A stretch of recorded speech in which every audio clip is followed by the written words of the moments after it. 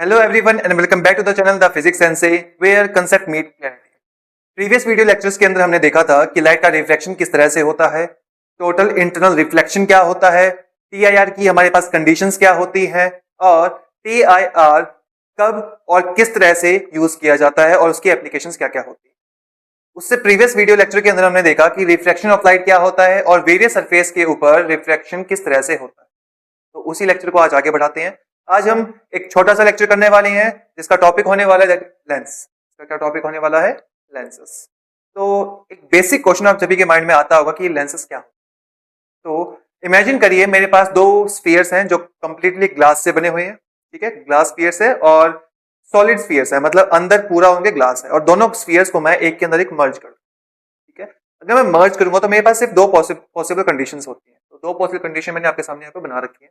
तो मान लेते हैं जो दोनों स्फीयर्स थे वो एक के अंदर एक मर्ज हो चुके हैं, मर्ज मतलब एक के अंदर एक घुस चुके हैं, ठीक है। तो क्या मैं कह सकता हूं, मान लेते हैं जो पहला स्फीयर था वो कुछ इस तरह से रहा होगा। जो स्फीयर है अगर मैं कंप्लीट बनाना चाहूंगा तो वो राइट हैंड साइड में बनेगा और दूसरा जो स्फीयर है वो हमारे पास कुछ इस तरह से लेफ्ट हैंड साइड में बनेगा, राइट। ओके, जब उन दोनों स्फीयर्स को मैंने यहाँ पे मर्ज करा है तो जस्ट थिंक अबाउट इट। मान लेते हैं ये हमारे पास पहला स्फीयर था, ये हमारे पास सेकंड स्फीयर है, ठीक है। तो जो पहला स्फीयर है क्या मैं बोल सकता हूँ उसका जो सेंटर ऑफ कर्वेचर है वो हमारे लेफ्ट साइड आया होगा।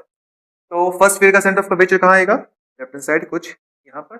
सेकंड स्फीयर का कहाँ आएगा? राइट हैंड साइड में कहीं यहाँ पर, C2 जिसको मैं यहाँ पर बोल। अंडरस्टूड? ओके, अब देखिए क्या मैं कह सकता हूं, अगर मैं इस जो हमें दोनों स्फीयर्स को मर्ज करने के बाद जो ऑब्जेक्ट ऑब्टेन हुआ है उसका एक सेंट्रल पॉइंट कहीं ना कहीं रहा। इमेजिन करिए मैंने दोनों स्फीयर्स को एक अंदर एक मर्ज किया तो उसका कहीं ना कहीं तो मिड पॉइंट आया होगा और वो मिड पॉइंट कहाँ होगा? उस जो शेप हमें ऑब्टेन हुई है उसके बीच में। सो दैट शेप के जो बीच में हमारे पास ये पॉइंट होता है, this point is known as what? O, जिसको हम जनरली ओ के साथ डिनोट करते हैं। यहाँ पर ओ क्या है? O is our optical centre. वो क्या होगा हमारे पास? Optical centre. Understood? Just think about it. जैसा कि हमने मिरर्स के अंदर किया था, तो ऑप्टिकल सेंटर से सेंटर ऑफ कर्वेचर का जो डिस्टेंस है, what we are talking about the centre distance between optical centre to centre C2, right. Actually में ये जो डिस्टेंस होता है वो यहाँ से मापा जाता है। क्या है उसको भी देखते हैं एक बार। ये हमारे पास फर्स्ट सरफेस था, इधर वाला सेकंड सरफेस था। तो फर्स्ट सरफेस का जो ये एक्सट्रीम पॉइंट होगा, क्या मैं इसको पोल बोल सकता हूँ? This will be P1। Think about it, जैसे हमने जब स्फेरिकल ग्लास मिरर्स की फॉर्मेशन करी थी, जब हमने कन्वेक्स और कनकेव मिरर फॉर्म करे थे, उस टाइम पे उस सरफेस का जो मिड पॉइंट होता था उसको हम पोल बोलते थे, राइट। और उस पोल से सेंटर ऑफ कर्वेचर का जो डिस्टेंस होता था उसको हम रेडियस ऑफ कर्वेचर बोलते थे। तो सिमिलरली यहाँ से P1 और C1 के बीच का ये जो कंप्लीट डिस्टेंस है, distance is known as what? Radius of curvature. इसको क्या बोलेंगे? रेडियस ऑफ कर्वेचर, ठीक है। सो यहाँ से लेकर P1 ये जो डिस्टेंस है, this is what? R, right. और जैसे कि हमने मिरर्स के अंदर किया था, इस डिस्टेंस का जो हाफ होगा, that half is what? Radius. तो इसका हाफ कहीं यहाँ पर ले रहा हूँ, this is what? Radius of curvature.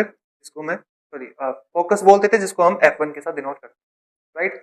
Similarly मेरे पास यहाँ पर सेंटर ऑफ कर्वेचर का सेकंड भी है। तो क्या मैं कह सकता हूँ सेकंड जो सरफेस था मेरे पास ये वाला, इसका पोल कहीं इस पॉइंट पे आया होगा। सो इसको मैं P2 बोलूंगा और P2 से C2 के जो डिस्टेंस होगा, ये जो डिस्टेंस होगा complete, this will be the radius of curvature R2। तो यहाँ से यहाँ तक का डिस्टेंस क्या होता है हमारे पास? R2, right. और R2 का हाफ हमारे पास क्या देगा? मुझे F2 ला के देगा। ओके, ये जो चीजें मैंने यहाँ पर प्लेस करी है, F1, F2, P1, P2, ये सारी चीजें हम मिरर वाले टॉपिक से उठा के एज इट इज लेके आए, ठीक है। अगर आप ध्यान से देखोगे, अगर मैं कहूँ, ध्यान से सुनिएगा बात, अगर मैं कह रहा हूँ ये जो थिकनेस है इस लेंस की, दिस थिकनेस, ये थिकनेस काफी छोटी है, काफी कम है। जो थिकनेस है लेंस की वो काफी कम है। तो क्या मैं कह सकता हूँ कि यहाँ क्या था? P1 था, यहाँ पर क्या था हमारे पास? P2। तो P1 C1 या P1 से C1 का जो डिस्टेंस है वो नियरली इक्वल हुआ होगा OC1 के। तो थिंक अबाउट इट। मैं कह रहा हूँ ये जो P1 P2 ये जो डिस्टेंस है वो बहुत ज्यादा छोटा है। अगर ये बहुत ज्यादा छोटा होगा तो ये डिस्टेंस और भी ज्यादा छोटा होगा। तो लगभग P1 C1 किसके इक्वल रहेगा? OC1 के, राइट। तो यहाँ से हम क्या कहते हैं? ऑप्टिकल सेंटर से C1 का जो डिस्टेंस है, that distance will be our R1। तो R1 यहाँ से स्टार्ट ना होकर हम कहाँ से मेजर करेंगे? ऑप्टिकल सेंटर के प्लेन से मेजर।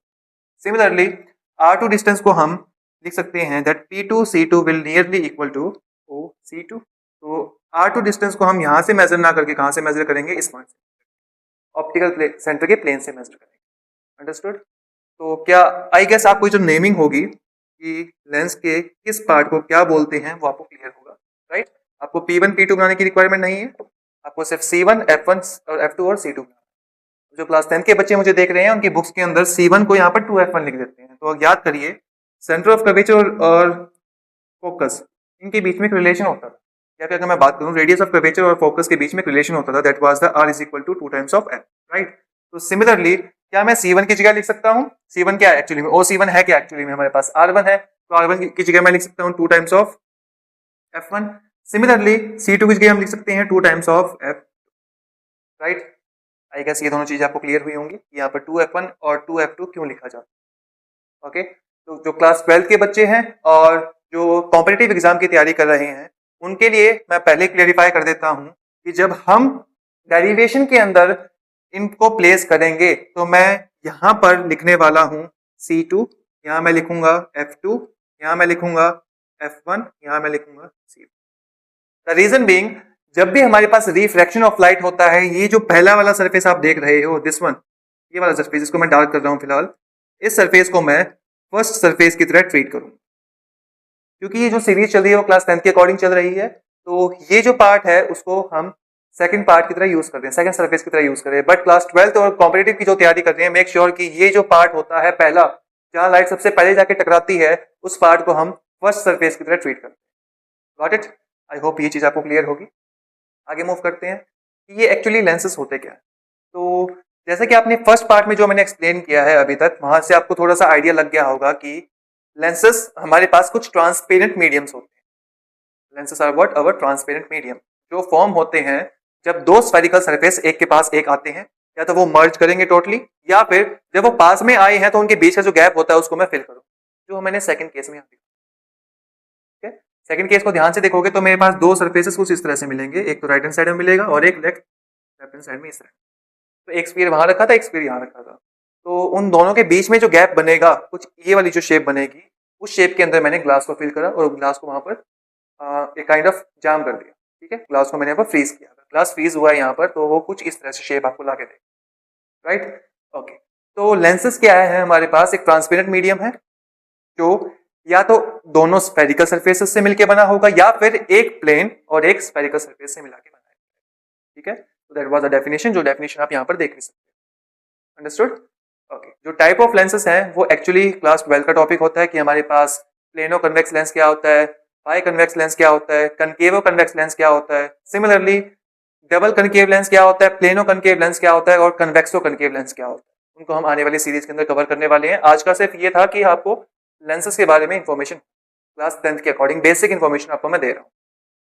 तो जो पहला लेंस अगर आप देख रहे हो, तो इस लेंस को अगर आपने ध्यान से देखा हो तो ये एजेस के पास से पतला मिलेगा, एजेस के पास से ये थिन होगा, और थिन होगा और सेंटर में से ये थिक मिलेगा, राइट? जैसा कि हमने कनकेव और कन्वेक्स मिरर के अंदर किया था, राइट? कि कनकेव और कन्वेक्स मिरर को ऐसे हम एक सिंगल लाइन से किस तरह से दिखा रहे थे, वो मैंने आपको सिखाया था एक सिलेंडर दिखा के, कि सिलेंडर को अगर आप सामने से देखोगे तो उसकी शेप अलग दिखाई देती है और साइड में से देखोगे तो उसकी शेप अलग दिखाई देती है।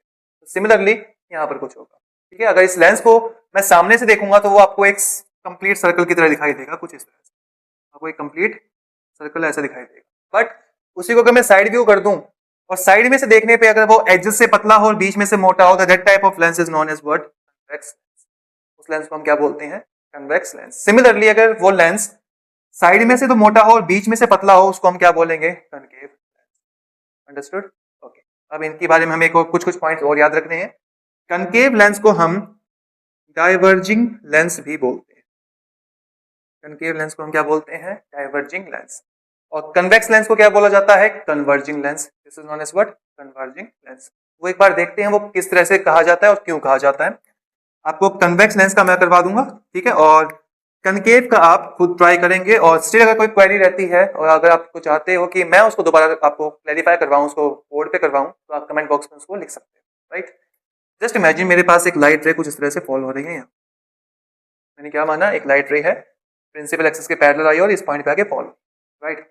अगर आपको रिफ्लेक्शन का बेसिक्स याद हो तो अगर किसी भी लाइट का मुझे रिफ्लेक्शन करना होता है तो मुझे वहां पर नॉर्मल की रिक्वायरमेंट होती है, क्योंकि नॉर्मल की से ही हम देखेंगे अगर लाइट का रिफ्लेक्शन हुआ है तो वो टुवर्ड नॉर्मल आएगी या फिर अवे फ्रॉम नॉर्मल जाएगी, और रेयर से डेंसर जा रही है या फिर डेंसर से रेयर जा रही है।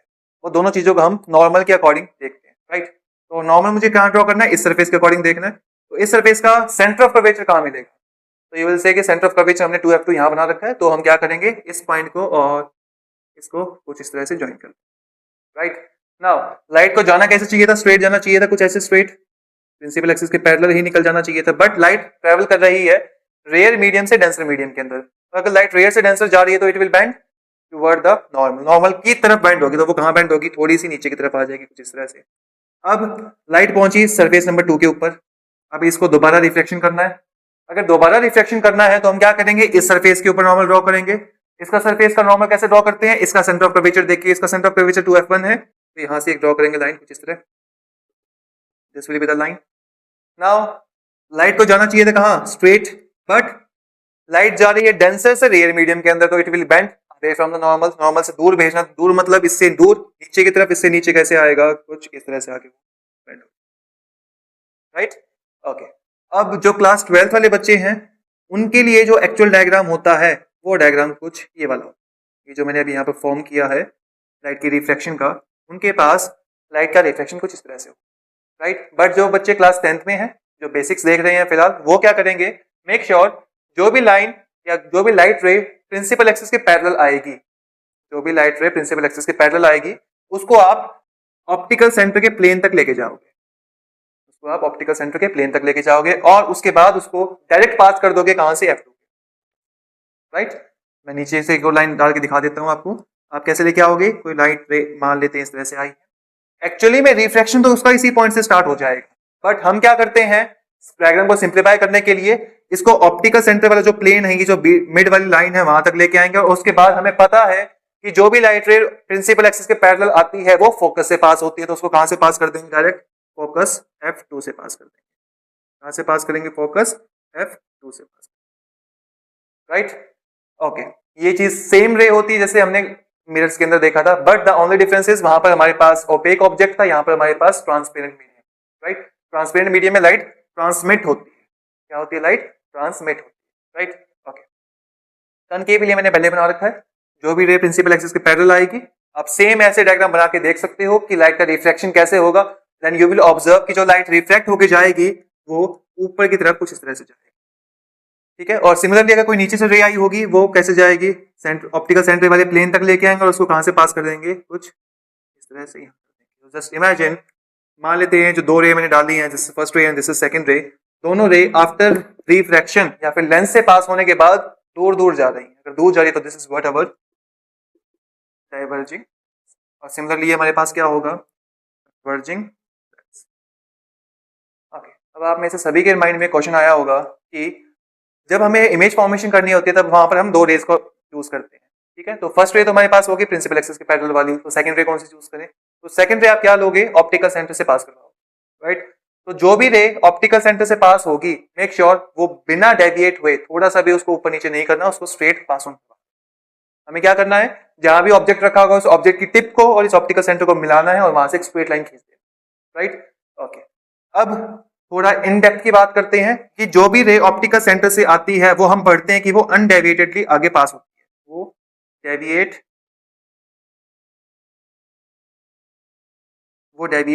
नहीं होती, एक्चुअली में ऐसा नहीं होता। आपने पढ़ा है कि जब भी हमने लाइट को एक ग्लास स्लैब से पास करवाया था वहां पर लाइट रे कुछ इस तरह से गई, इट वाज द केस, जो हमारी राइट रे थी वो कुछ इस तरह से पास, ठीक है। वहां पर हमने देखा था कि जो एमर्जेंट रे है लाइट इस तरह से आई, यहाँ पर ग्लास स्लैब था कहीं कुछ ऐसा, ठीक है, और इस तरह से वो पास हुई। तो हमने देखा था जो एमर्जेंट रे है और जो एक्चुअल पाथ है किसका, इंसिडेंट रे का, इनके बीच में ये गैप होता है, ठीक है, ये पैरेलल रेज जाती है दोनों, तो ये जो गैप होता है this gap is known as what, lateral displacement, इसको हम क्या बोलते हैं, लेटरल। मेक श्योर जब हम लेंसेज का ये बीच वाला पोर्शन देखते हैं, ठीक है, एक इमेजिनरी एक लेंस है, ठीक है, और लेंस का मैं बीच में से एक पोर्शन काट, वो पोर्शन एक ग्लास स्लैब की तरह ट्रीट करता है, राइट, एक ग्लास स्लैब की तरह बिहेव करता है। अगर मैं ग्लास स्लैब की तरह उसको बिहेव करवा रहा हूँ और कोई भी लाइट उसको फॉल कर रही है तो आई गेस ये फिनोमिना वहां पर लेटरल डिस्प्लेसमेंट वहां पर, ठीक है। तो एक्चुअली में जो भी लाइट रे ऑप्टिकल सेंटर से पास होती है वो सफर करती है इस लेटरल डिस्प्लेसमेंट, ठीक है, बट क्योंकि वो लेंसेज की थिकनेस बहुत ज्यादा कम होती है क्योंकि वो लेंस की थिकनेस बहुत कम होती है, तो ये जो लेटरल डिस्प्लेसमेंट है ये भी काफी कम है। तो इसको हम नेग्लेक्ट कर देते हैं और वो हम देखते हैं कि जो लाइट है वो कुछ जानी ऐसे डॉटेड चाहिए थी, बट एक्चुअली में जाती कैसे है, कहीं यहाँ से पास होती है। तो इसको हम गैप को नेग्लेक्ट करते हैं। तो हम कहते हैं कि जो भी लाइट रे ऑप्टिकल सेंटर से पास हुई है वो बिना डेविएट हुए स्टेन ऑन, ठीक है। सेम चीज हमारे कनकेव लेंस के अंदर भी होती है। आई होप आपको क्लियर होगा कि कन्वेक्स लेंस को कन्वर्जिंग लेंस भी बोलते हैं और कनकेव लेंस को डाइवर्जिंग लेंस भी, ठीक है। तो आज के लिए हम बेसिक्स कर रहे थे लेंसेज का, तो आज के लेक्चर के अंदर सिर्फ इतना ही करेंगे। आने वाले लेक्चर्स के अंदर हम रे डायग्राम्स बनाएंगे कनकेव लेंस और कन्वेक्स लेंस दोनों के लिए। स्टिल अगर आपको आज के लेक्चर में कोई क्वेरी हो, कोई डाउट हो, तो आप कमेंट बॉक्स में लिख सकते हैं। इफ आपको कोई भी इससे अलावा डाउट हो तो उसको भी प्लीज आप कमेंट बॉक्स में लिखिए, ठीक है। मैं आपको जितना जल्दी हो सकेगा आपके इस क्वेश्चन का, उस क्वेरी का आंसर करूंगा। मिलते हैं ऐसी ही इंफॉर्मेटिव नेक्स्ट वीडियो के अंदर। तब तक के लिए thank you and have a good day.